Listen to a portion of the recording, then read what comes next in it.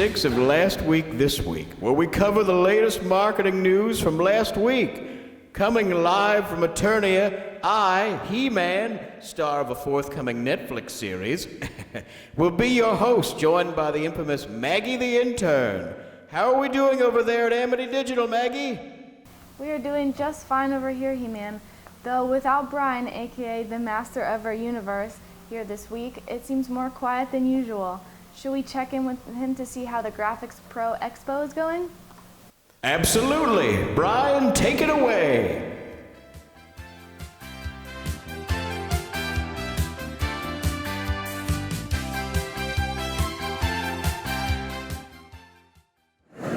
Hey, it's Brian Welch from Amity Digital here at the Graphics Pro Expo in Indianapolis, Indiana.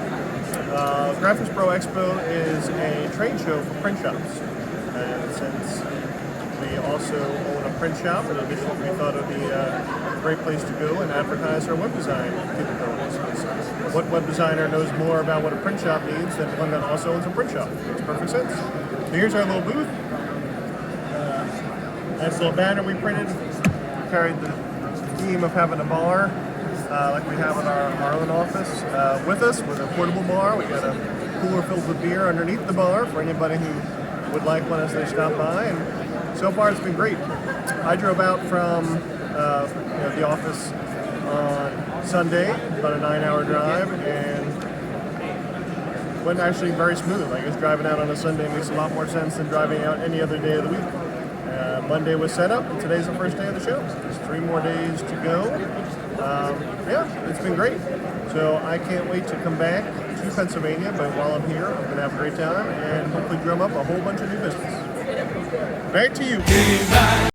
Wow, what great stuff that's happening over there. Let's close some sales. Anyway, back to our regularly scheduled marketing news. Last week, Group M explains its revised 2021 ad spend projection. In March, this media investment company predicted ad spending would expand by 15% in 2021 compared to 2020. Its now revised prediction is 22%. Of course, that's subject to change. Their initial predictions were not prepared for how hot the digital ad market would become this year. Now, Maggie, what else is happening in the world of marketing? I'm glad you asked, He-Man. Netflix is now entering the world of e-commerce. Due to a decrease in subscription growth, Netflix have turned to launching an e-commerce shop that will sell limited edition merchandise based on its brand and its shows.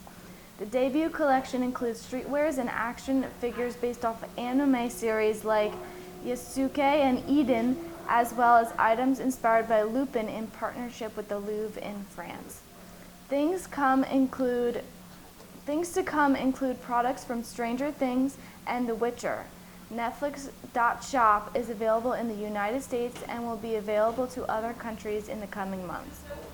With this e-commerce shop for branded merchandise, Netflix can build the value of their brand going forward.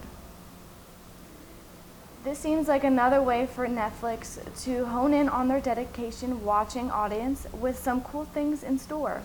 With that, is there anything going on with Google? Why, yes, of course there is. Marketers are remaining skeptical even though Google is committing to opening up its ad stack. After a 2-year negotiation with a French competition watchdog, Google is pledging to make changes to its ad tech Google Ad Manager. Publishers and advertisers have criticized Google for taking advantage of its marketing dominance, and evidence of that is starting to surface.